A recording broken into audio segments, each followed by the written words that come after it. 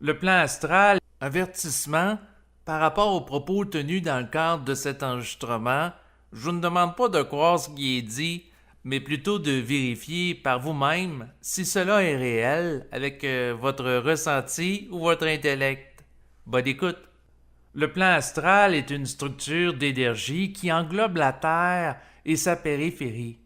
Elle a été créée suite à la descente d'âmes dans la matière qui se sont incarnées sur cette planète.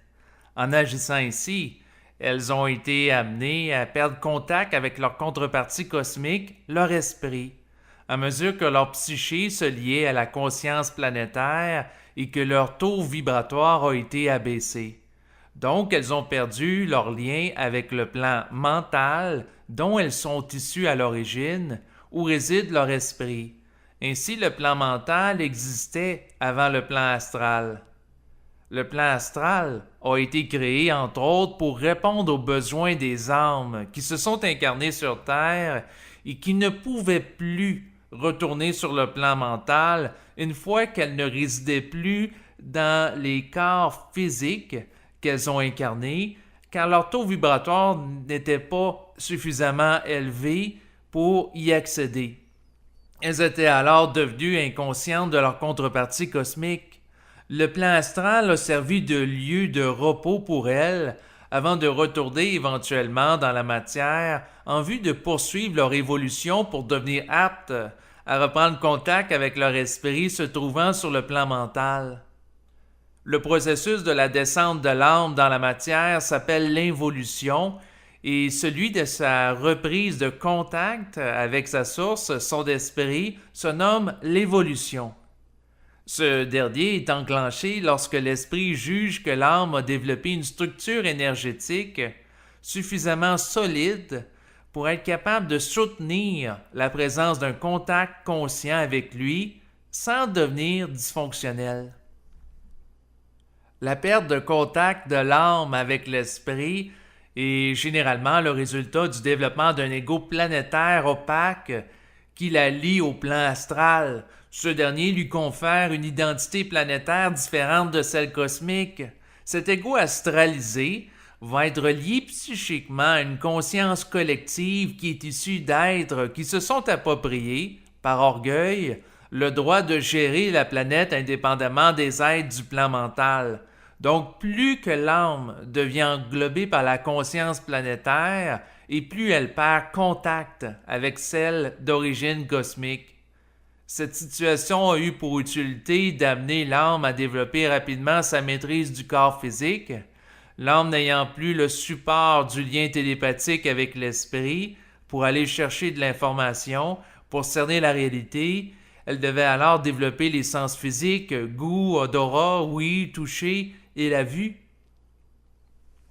Donc elle devait développer les sens du corps qu'elle habite pour cerner la réalité. Ainsi, en étant privée de quelque chose qu'elle avait, l'âme a été obligée de développer autre chose. Une fois que l'âme aura bien maîtrisé le corps physique, au fil des incarnations, elle sera alors prête à être remise en contact avec l'esprit. Le but de l'esprit est d'amener l'âme éventuellement à être capable de gérer adéquatement la vie dans un corps physique et de reprendre contact avec elle pour qu'elle soit capable, éventuellement, d'une maîtrise intégrale de son existence dans sa multidimensionnalité, c'est-à-dire autant sur le plan physique que psychique. Le plan astral, au fil du temps, s'est structuré avec des hiérarchies d'entités qui le dirigent et qui gèrent la vie des âmes après leurs incarnations sur Terre. Il est composé de différentes régions. Tout d'abord, il y a le bas plan astral qui regroupe les entités basses en vibration, comme des êtres qui ont été des criminels et des terroristes sur Terre. Ensuite, il y a le moyen plan astral qui regroupe des êtres un peu plus évolués. En terminant, il y a le haut plan astral où se trouvent des guides et des maîtres spirituels. Lorsque l'âme ne réside plus dans le corps physique après l'incarnation, elle est attirée naturellement par le plan d'énergie qui correspond à son niveau vibratoire.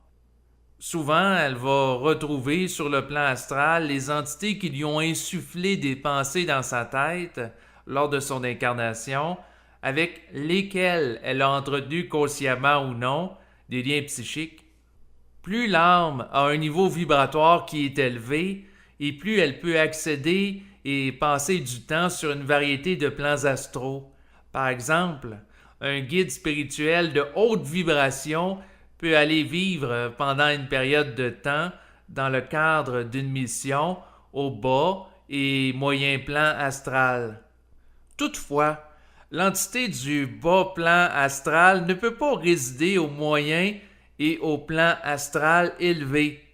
Cela s'explique parce que l'entité du bas plan astral présente une vibration qui est trop basse pour soutenir la présence des autres âmes se trouvant sur ces plans, sans vivre un état d'inconfort qui va devenir invivable pour elle à long terme.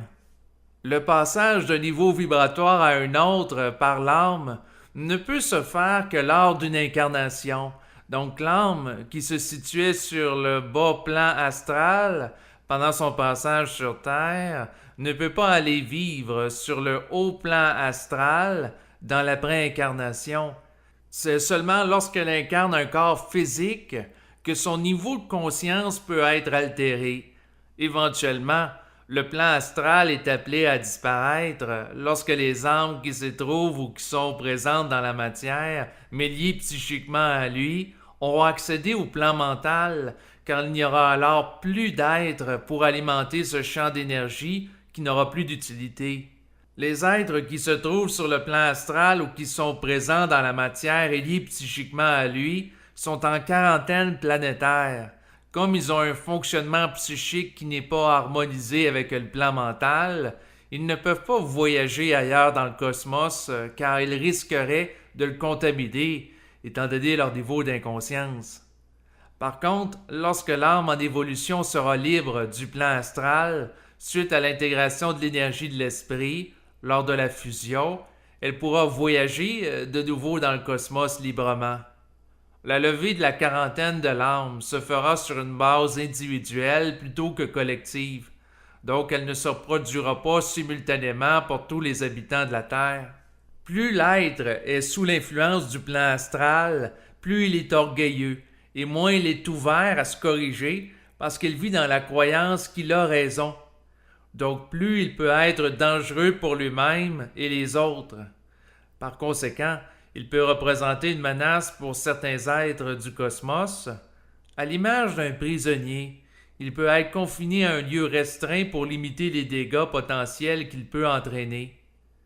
Tous les êtres qui sont sous l'influence du plan astral sont orgueilleux parce qu'ils vivent dans l'illusion que la conscience astrale est plus grande que celle de leur esprit et de l'ordre cosmique qu'ils ont délaissé.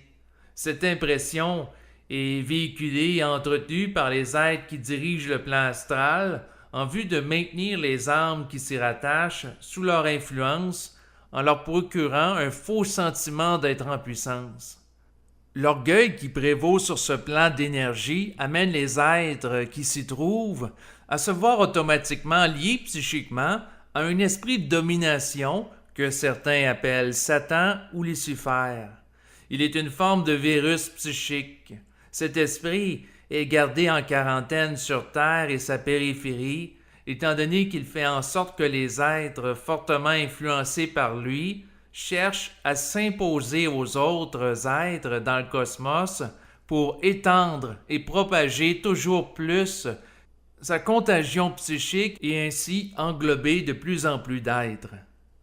L'esprit de domination a une soif insatiable de territoire physique et psychique. Il désire coloniser le cosmos pour éventuellement le diriger. Il y a seulement la prise de contact avec l'esprit, se rapportant à l'individu, qui peut libérer l'âme de la croyance spirituelle véhiculée par beaucoup d'entités astrales, à l'effet que le plan astral est la seule réalité qui existe sur le plan énergétique, et lui faire réaliser qu'il existe une réalité de nature vibratoire plus vaste que cette dernière, soit le plan mental. Sans la possibilité pour l'âme, en processus de spiritualisation, de goûter à un niveau d'énergie autre que celui du plan astral, elle en vient souvent à croire que c'est le seul niveau énergétique qui existe dans l'invisible. Par conséquent, la prise de contact avec le plan mental est nécessaire pour son émancipation psychique. Voilà ce qui complète à présent la lecture du texte portant sur le plan astral.